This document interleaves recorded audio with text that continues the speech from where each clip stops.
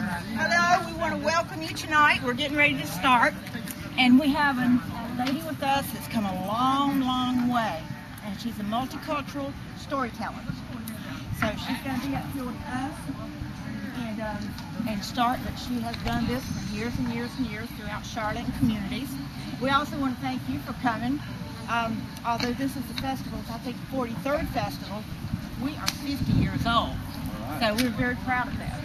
So welcome, and hope to see you throughout the whole weekend. Thank you. Thank you. Hello there. Hi. Oh, good to see you folks.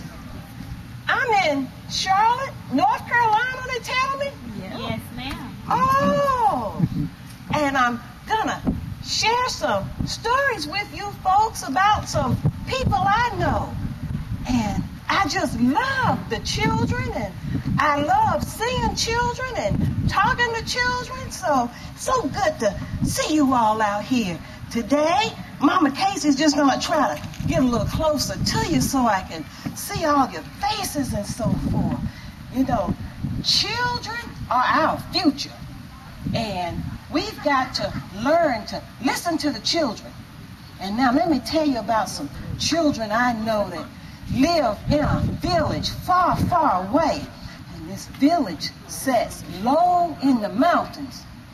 Now, one day, a strange bird came to this village. After that, nothing was safe. During the day, the villagers would work in the fields and plant their seeds, and the next morning, everything would be gone. Every morning, there would be fewer and fewer goats, sheep, chickens, just disappeared. While the villagers were out working in their fields during the day, their storehouses would be broken into, and all of their winter food supplies would be stolen away. The people were devastated. I mean, there was misery in all the land. Nobody could catch this bird. It was too fast for him. Not even the bravest hunter in the village could stop that bird. The head man was so frustrated he was just pulling his hair out. Didn't know what to do. The only thing they could see of that bird was the breeze it left when it flew overhead and settled in the nest of a big old yellowwood tree. Now, let me tell you about this tree. Big tree, bigger than this one here. And when you stood underneath it and looked up, you couldn't even see the sky. The branches were so long and the leaves were so thick up there. Well, one night, the head man had his own storehouse broken into, and his own livestock was taken. The next morning, he called together all the men of the village, and he said, we are going to get that bird, and the thing we have to do is to cut down that tree. So the men sharpened their axes, and they got their machetes, and they set out to cut down that tree. And when they got to that tree, they all got around it. And they got those axes, and all together, whack! And when they did, that tree shuddered. And the leaves parted, and that bird came out and started to sing a song. Oh, you never heard such a melody. And the men stopped what they were doing, and they just looked up at that bird.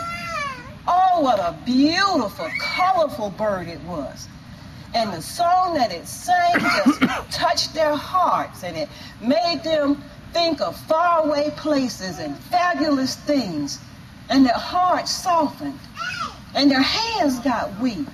And they dropped their axes and their machetes, and they fell down to their knees. And they just looked up at that bird. And they began to think, surely such a magnificent creature can't be causing damage and devastation. We can't harm this bird. And so they just knelt there on the ground, looking at it, listening to its song. Nighttime came, and the men got up, and they was walking like they was in a daze, sleepwalking. And they walked back to the headmaster, and they said, That bird is too powerful. We cannot kill it. The headmaster was furious.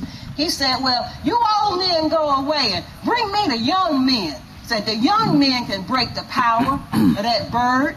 So the next morning, all the young men got their axes and machetes and off they went to that tree. And when they got to the tree, they all surrounded it. And all together, as hard as they could, whack! The tree shuddered. And just like the day before, the leaves parted and out came that bird. And it began to sing a song. And those men looked up. And all the song touched their minds. And they were filled with courage and love and heroic deeds. And they stopped what they were doing.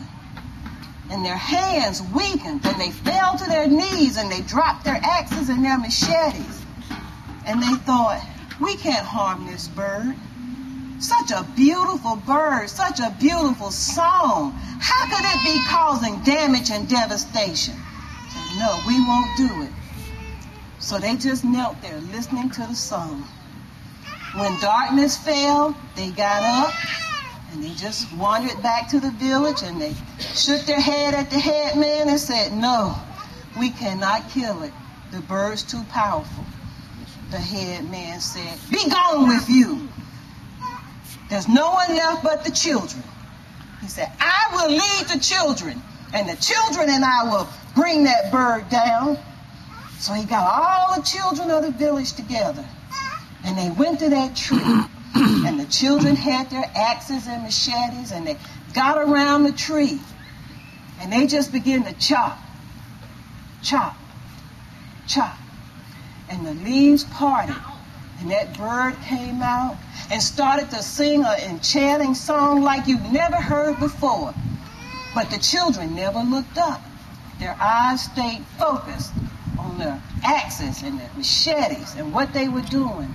And the only sound they heard was the chop, chop, chop that they were making with their axes. And they continued to chop. Even the headman, he began to weaken, and his hands dropped his axe, and he looked up. But the children never did. They stayed focused. And after a while, that tree cracked, and the branches caught that bird, and it came tumbling down with a mighty roar. And that bird was killed. All the villagers came running out, and they praised the children for what they had done. And those men couldn't believe that those children with their skinny little arms were able to bring that tree down. That night, the headmaster had a big feast, and he praised the children and thanked them for what they had done to save the village. He said, children have eyes that see clearly and ears that hear truth. From now on, the children will be the eyes and the ears of this village. Thank you.